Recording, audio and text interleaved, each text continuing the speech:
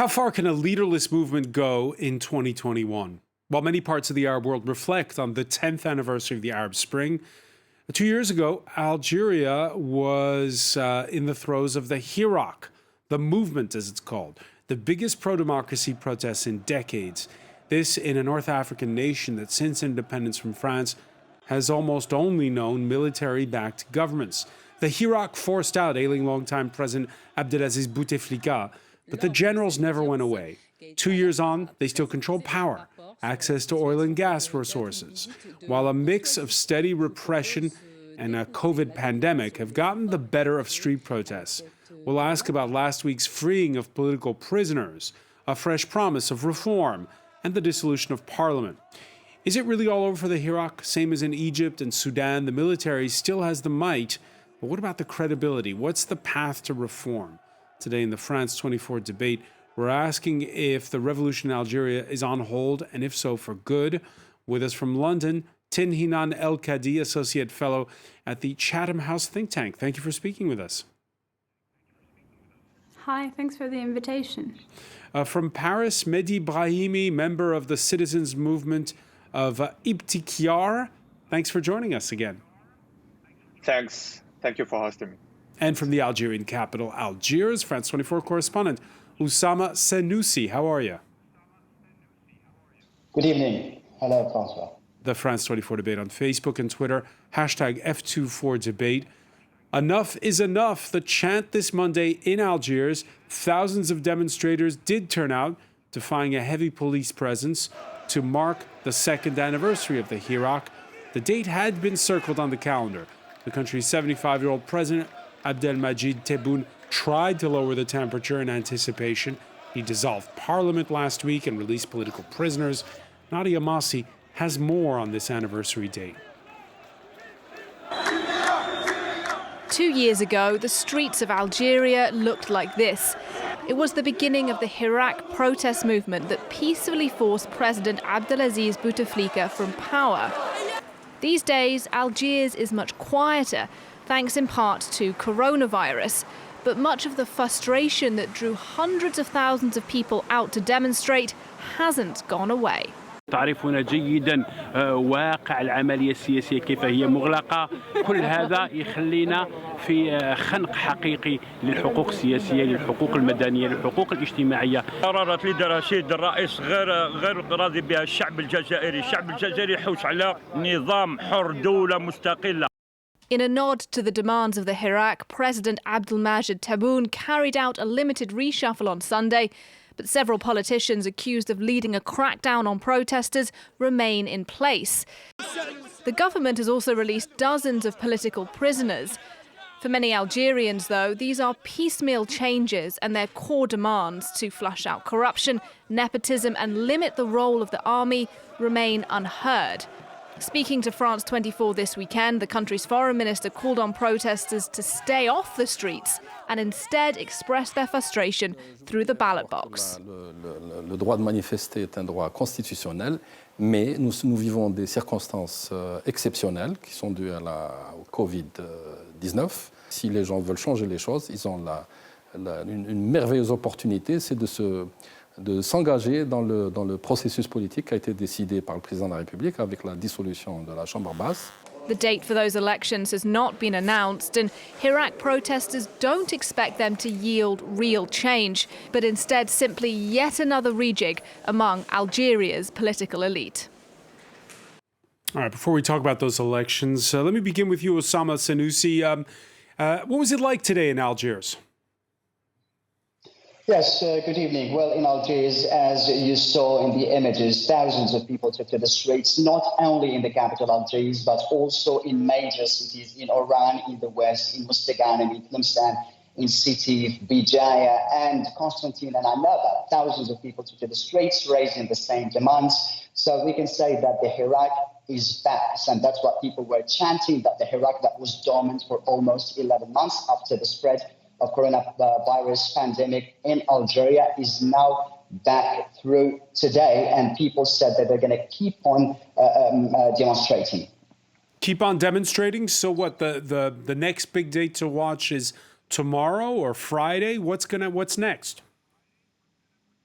Probably tomorrow, because we've seen some students today, and you know that Tuesday is Students' Day. So people or students used to take marches from universities back to or down to the center of Algiers, and I could see slogans within the public today that students were promising to go and take to the streets tomorrow. Today, the weather was against the protest. Somehow we had some showers of rain, but still we could see thousands of people on the streets. So probably we're going to say the same thing, or we're going to see the same thing tomorrow and probably on Friday as well.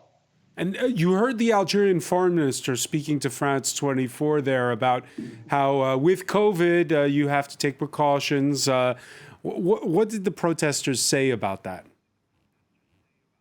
Well, since the protesters went out on the streets, it means they defied the police presence, they defied the security forces that tightened all of the access to the capital, Algiers. And I could see within the public that people were not really, abiding to the rules. People were not so many people wearing masks. And you know that Algeria has witnessed some stability in coronavirus cases. We've been recording between 150 and 200 cases in the past few weeks. But now I don't know what's going to happen after this mass protest in major cities. Probably the coronavirus cases is going to increase again. But as you said, the Foreign Minister Sabri Bougadou said to France 24 that protesting is a constitutional right, and people took that right despite the ban of the protests in March 2020.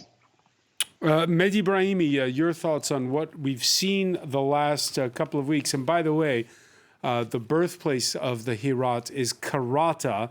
Last Tuesday was their second anniversary. They started before everybody else in that town in Kabylia. And the locals surprised authorities.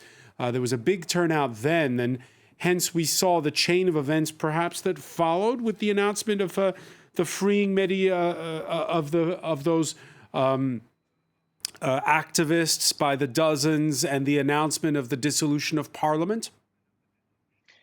I think first thing is that it is important to keep in mind that it wasn't an anniversary. The Hirak had never stopped. The demonstrations were voluntarily and temporarily suspended by the citizens. It was a responsible decision due to COVID-19, but it was a conscious and responsible decision. And the regime has tried to take advantage of the circumstances. So they tried to increase repression against activists, target them, try to silence the media even more, and have witnessed a very serious and extremely worrisome violations of human rights with people put in jail. So I think the release of some detainees is just a gesture of to try to save or to calm down people, to stop the demonstrations again.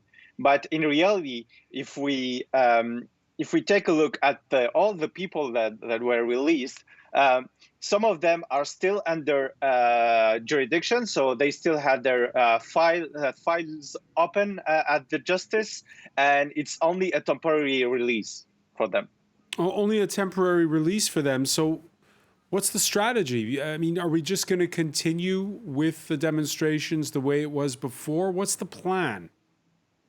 I think the plan is to structure the society. First, it's to open a dialogue between the Hirak, between citizens that are protesting. This is our strategy. What we want is the regime to move, is another regime, is a new system rebuilt. That's what we are asking for. And we are not asking for new elections or a new parliament, which was mainly an FLN, the main party parliament. What we want is a new regime. We saw in Sudan, where you have a similar dynamic, right, with a government backed by the military, a strong civil society able to negotiate a transition phase. Why has that not happened in Algeria? That's what we are currently trying to do. I'm a member of Itikar, so it's a citizen and political movement. And we are also members in a coalition called NIDA 2022. It's a coalition where the civil society tries to build this structure that is important for us to have to counter the power of the current regime. And we're doing it step by step. It's not an easy task with all the with the COVID situation, but also with the regime and with the silenced media. But that's what we're trying to do. Tinhinan El-Kadi, we saw 2 years ago was when the movement erupted. Anytime someone tried to present themselves as a leader, they were immediately discredited. And you just heard there Mehdi talk about, well, we're trying to organize ourselves. What does the Hirak need to do for there to be true reform? Mm-hmm. Yeah, so this is a key problem within the Algerian Hirak. So the Hirak has been ongoing for 2 years, and yet we fail to have clear leaders emerging. And this is due to the history of civil society and state civil society relations in Algeria. Throughout the history of social movements, there has been significant co-optation by the regime of any figure that emerges. And so this time, people were very skeptical of any form of organization emerging from civil society groups. This being said, since the beginning of the Hirak, there were at least dozens of initiatives emerging from students, from lawyers, from different corporations. My colleague Mehdi just listed a few, but the problem is that the civil society and these initiatives are facing a death regime that has refused to listen and to sit at the negotiating table and engage into meaningful reforms. So what we've been seeing is rounds of superficial cosmetic reforms that have clearly reached their limits.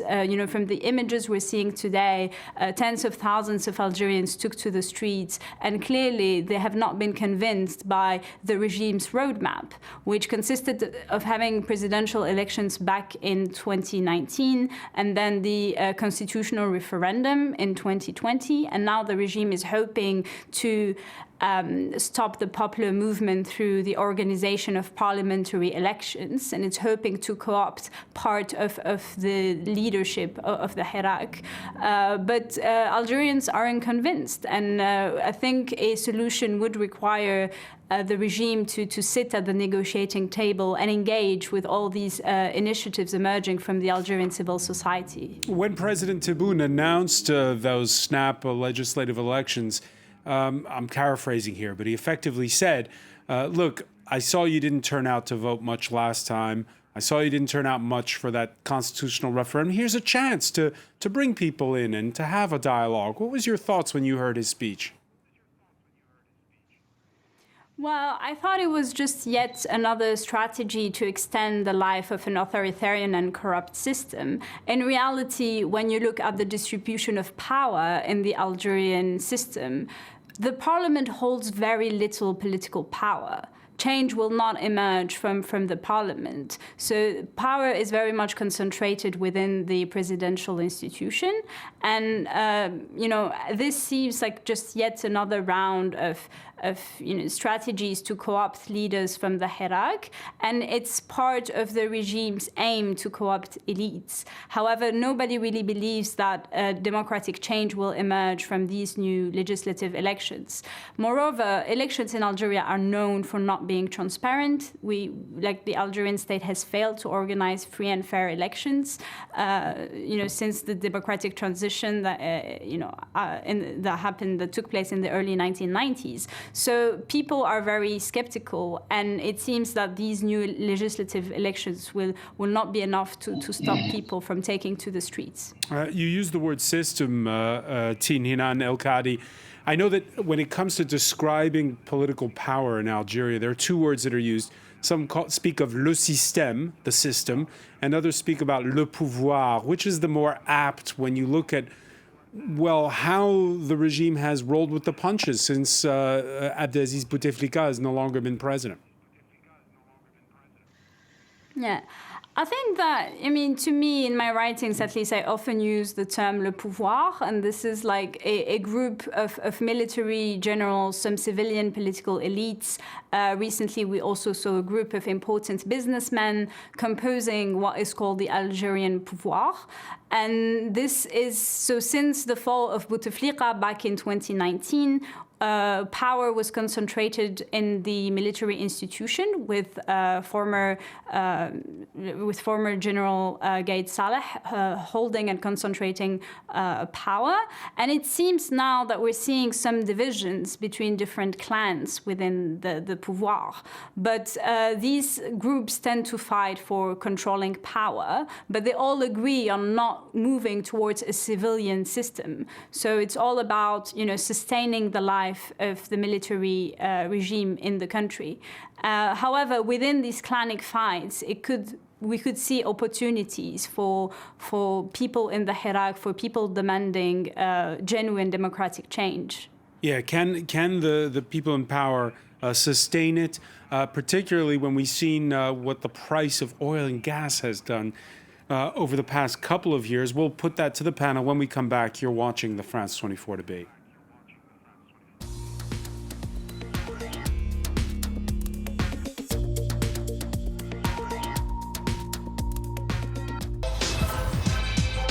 Residents from France's disadvantaged suburbs tell their own stories and take the viewers beyond the usual clichés about the French banlieue.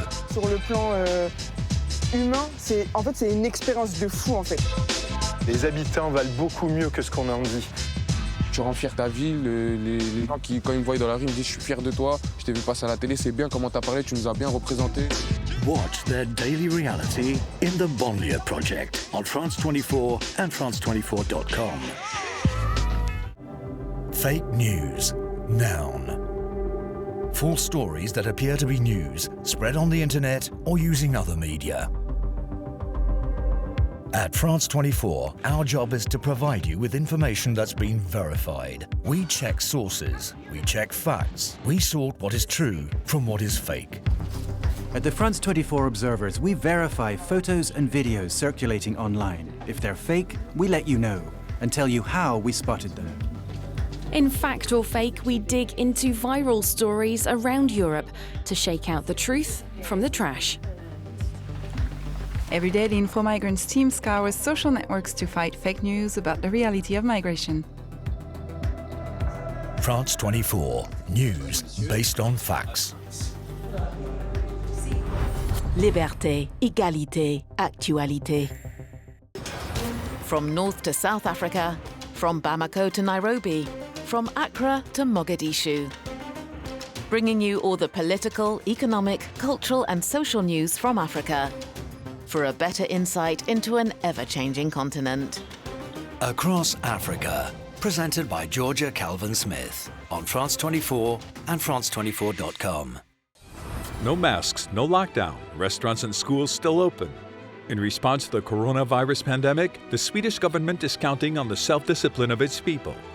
But with 10 times more deaths than its Scandinavian neighbors, Sweden is under fire from critics. Was it right to protect the economy at any price? And were the authorities aiming for collective immunity? La Suède, c'était le monde des bisounours, c'est qu'en fait, chacun pouvait sortir, chacun pouvait travailler, il n'y avait absolument rien. Donc du coup, en fait, les pays scandinaves, ils ont fermé carrément leurs frontières avec la Suède. Our reporters have been to Sweden, Finland and Denmark to try to understand their differences and meet the Swedes who have left because they feared catching the virus. Reporters presented by Mark Owen on France 24 and France24.com. Welcome back. Before we resume the France 24 debate, some of the stories we're following for you in the newsroom. Italy's ambassador to Congo killed along with 2 others in an ambush in the eastern North Kivu province. Luca Atanasio was part of a World Food Programme convoy in the rest of North Kivu region there. The UK government aims for life to return to near normal by the end of June. No international travel till May 17th at the earliest, though. Prime Minister Boris Johnson evokes plans for a new wave of vaccinations in the fall. Electronic music stars Daft Punk announced their breakup, ending one of the era's most defining dance floor acts.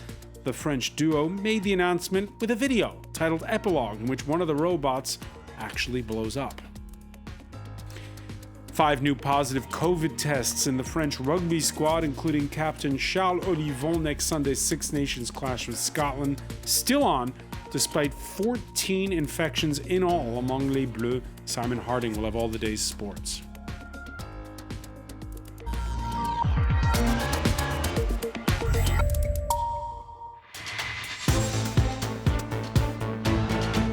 Welcome back, or welcome if you're just joining us. It's the France 24 debate, the second anniversary of the Hirak, the movement, Algeria's biggest pro-democracy protests in decades. We're talking about it with Tinan Helkadi, who joins us from London, associate fellow at the Chatham House think tank.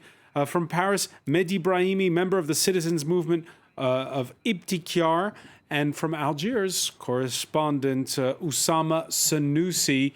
There was relief for several dozen activists last week. Dateline Kolea, that's west of the Algerian capital, where supporters greeted journalist Khaled Drareni, this after the announcement that was made of those releases by the president.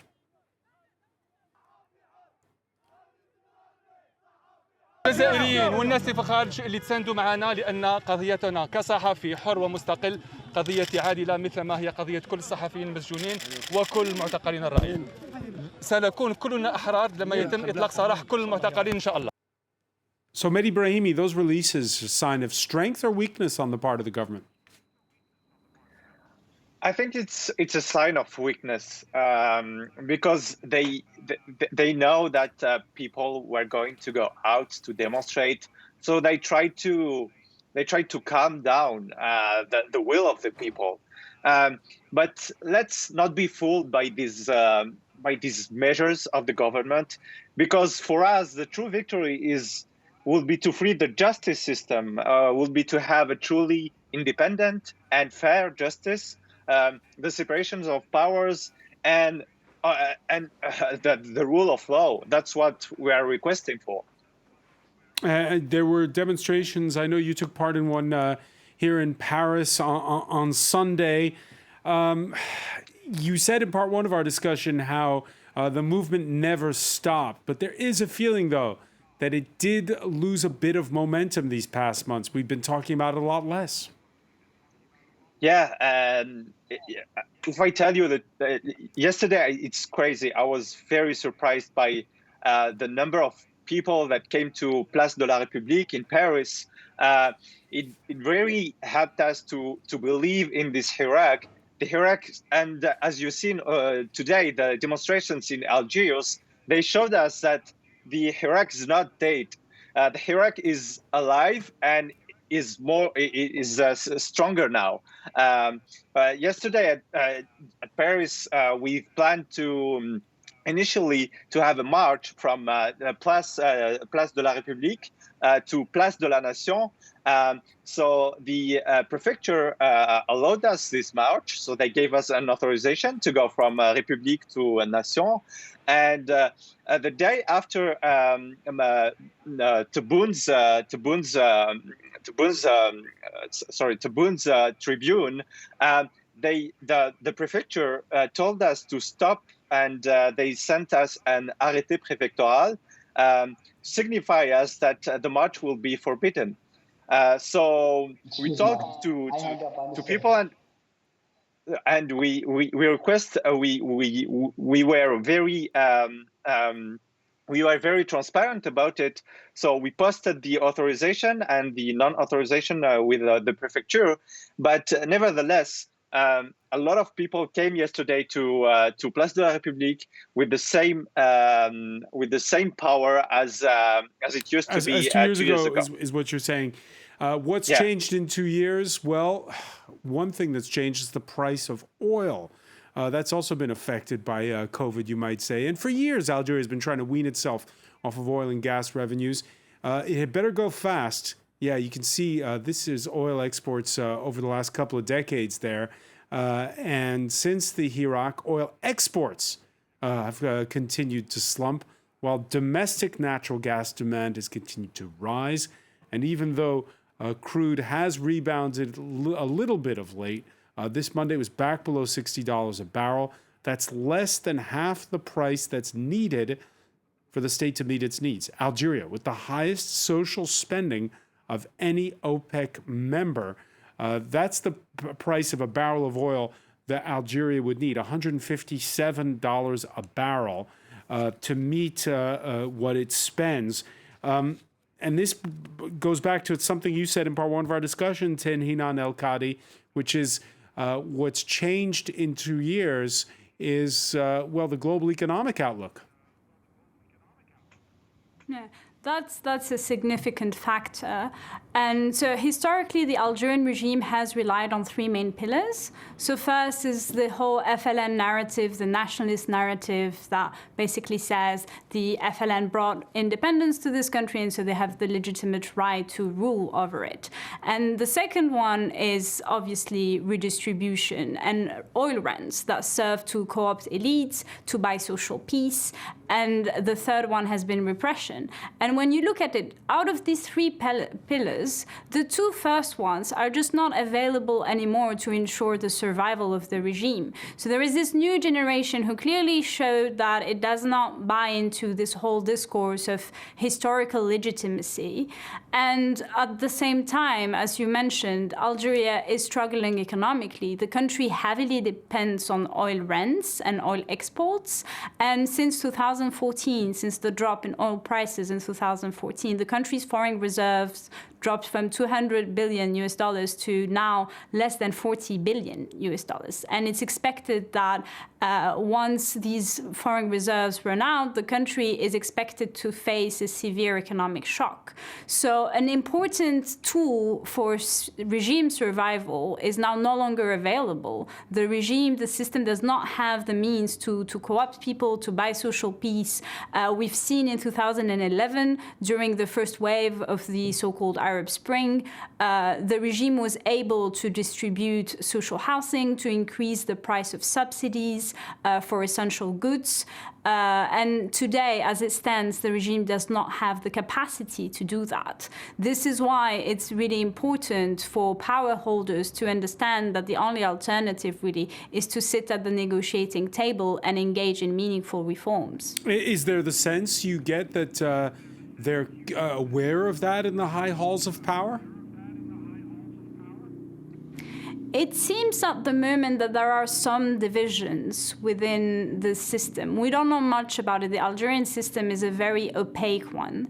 But it seems that there are some softliners and hardliners within the system. And some of the recent moves we've seen kind of like might be the outcome of, the softliners deciding to release some political prisoners and so on. But this obviously is not enough. There is a big social impact currently in this Algerian society. COVID-19 has impacted many households, many businesses, and the state has failed to provide support due to the lack of means. And so it's urgent, like the current situation of no development, no freedom is just unviable. And it's high time for the leadership to engage in genuine reforms.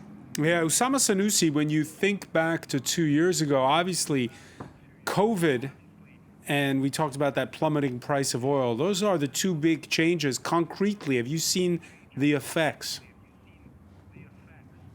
Well, it's true, but not only COVID, because even back in 2019-2020, we had an economic crisis here in Algeria. And if you look at the history of this government, Abdelaziz Jarad's government, that saw a reshuffle just yesterday, it saw a first reshuffle. That was the second yesterday, but the first was in January 2020 due to the economic crisis. And we could see 4 ministers leave this government, the Minister of Energy, the Minister of Finance, the Minister of Agriculture, and the Minister of Education. So, of course, in recent years, the high expenditure And due to the waste of millions and millions of dollars that went into ashes and went into the pockets and bank accounts of a small group of corrupt people that was surrounding Abdelaziz Bouteflika, led to all of this anger within the public. And still, with the coronavirus pandemic, now that exhausted the pockets of so many families, so many households, affected so many businesses, and people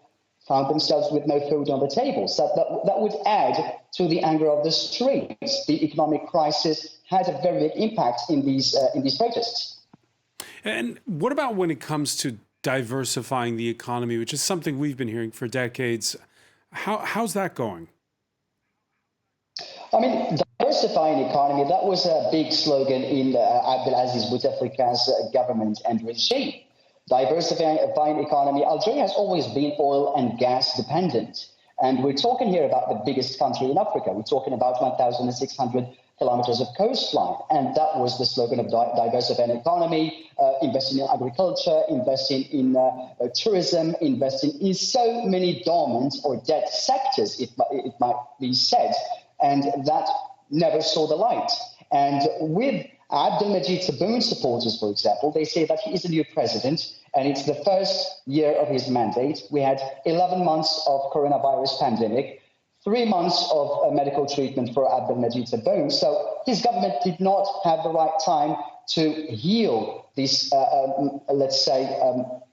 sick economy. So I'm talking about Abdelmajid Tebboun's supporters. But on the other hand, the public say that it's not an excuse, because it's not just about Abdelmajid Tebboun. It's a fact. It's Algeria's state for more than 60 years since the independence. People have always been poor, and they're getting poorer. The rich are getting richer, and the poor are getting poorer. Mehdi Brahimi, if there was, there's no silver bullet when it comes to changing the fortunes of an economy that's overly dependent on oil and gas. But is there a particular measure that you see that's crying out right now? I think this is a long road to take. This is a road to rebuild the system, to rebuild the government, and it has to be with the people and for the people. And that's used to be the main sentence of Algeria's administration, from the people to the people. And right now, the system is organized as you have the power, you have its clients. So it's a redistribution system. So it can go like this for forever. At one point, we need to reform the system. We need to rebuild the government. So it has to be first a political transition to a democratic system. And during this democratic and political transition, we can discuss what are the solutions for our economy. Well, the stakes seem high for the elite in any case to not change the system. Mehdi Brahimi, I want you just to pick up on one of the points that Tinhinan El Kadi made, which is that the party in power, the FLN, it rests on that historic legitimacy of having suffered a lot during the War of Independence against France. At this point in time, what's left of that legacy? I think what left of this legacy are the figures that inspired us in '62. But what became of the FLN after this political puppet that is used by the military institution, by the government, to pass laws and to pass laws as they want, is not the real FLN of the before '62. A changing of the guard is always promised for Algeria, just like the promise of an honest discussion about France's colonial legacy there. By the way, the current French president is born 15 years after the War of Independence ended. He commissioned a report. It was released last month by historian Benjamin Stora, calling for a Truth and Reconciliation Commission. on what happened in Algeria. And it's interesting, Tin Hinan El Kadi, on both sides of the Mediterranean, there's sort of a stalemate, it seems, when it comes to that legacy of what defines Algeria and what defines Franco-Algerian relations. Yeah, this is a topic that the Algerian regime likes to instrumentalize. And however, I don't think that it's very relevant to most Algerians nowadays. You know, over 70% of Algerian people are under 30. And it seems that, you know, for these people who were born after the war, this colonial narrative, this obviously matters, but it's definitely not one of the top priorities of Algerians nowadays. But yeah, it has been instrumentalized a lot, and even today, as part of the discourse used by the Ministry of Defense, used by the army, there's this narrative that, you know, like France, you know, is an enemy, and we have other enemies regionally, and it has been used to stall any democratic reforms in the country. Just to jump back to the point you were making earlier about diversifying the economy, I just want to insist here that this is fundamentally a political issue in the country. So there's an important saying that once an Algerian minister said, in Algiers, everybody knows what should be done, but nobody is willing to do it. And so for years, we had high oil and gas rents, but nobody was willing to engage in meaningful diversification and in promoting the private sector. And this is mainly due to the fact that le pouvoir, the Algerian political system, has often seen the private sector as a potential political threat, right? So an independent and dynamic private sector could threaten the hegemony of the regime of a power. Yeah, so for years, initiatives to export. I was going to say, critics contend even that the national oil and gas company, Sonatrach, is a mystery unto itself. It's not publicly traded, so it might be Africa's largest company, and yet we don't know that much about how it's run.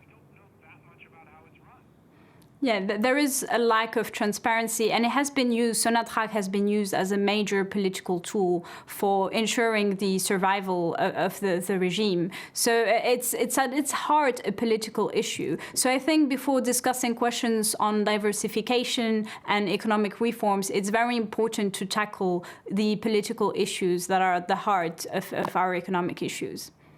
Oussama Sanusi, sitting in Algiers, when you listen to Tin Hinan El Kadi saying how ordinary Algerians, when they see us over here discussing about whether or not there should be an apology for France's role for its colonization of Algeria and the brutal crackdown during the Civil War, it seems almost irrelevant. Is that really what people are saying to you? Well, it's really hard to say because I covered this story. And if you talk to the people, and if we put it in the scope of the Iraq, I talked to human rights activists, politicians, historians about the topic and about the report that was handed by Benjamin Stora to the Elysee. And I think that's the common ground between the public and the government, because this file dates back to before 1962, before any regime was in power in Algeria.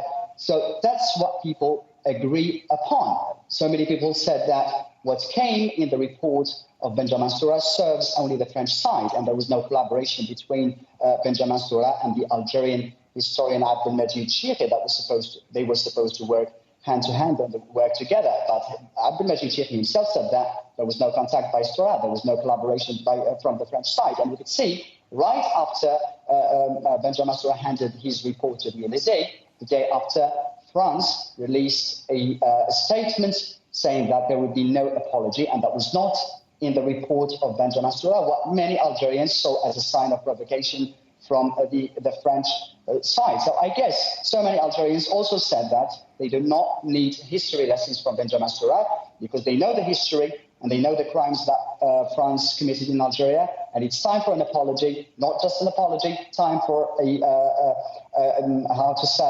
compensation as well. And I'm reciting what so many Algerians from different walks of life said. All right, so consensus on that point. Gosh, Mehdi Brahimi, when you think that Franco-Algerian relations are a political minefield, when it comes to the Hirak, bringing it back to that, what would you advise Emmanuel Macron to just stay out of it or to try to apply pressure? I think what we are asking is to stay out of it. We know that Algeria has a major role in the region, and especially the army. And the European Union wants Algeria to stabilize the region. But we can't leave Algerian people live under an army authoritarian regime, a military authoritarian regime forever. So what we ask from France is to stay away from the to help us for human rights or whatever in term of laws, but for the political and economical reasons, we will say to Macron to stay away from Algeria. All right, it's all right. Message Sorry, received. Mehdi Brahimi, yeah. I want to thank you so much for joining us there. From Paris, I want to thank Oussama Sanusi in Algiers. Tinhinan El Kadi for being with us from London. We want to thank you for being with us here in the France 24 debate.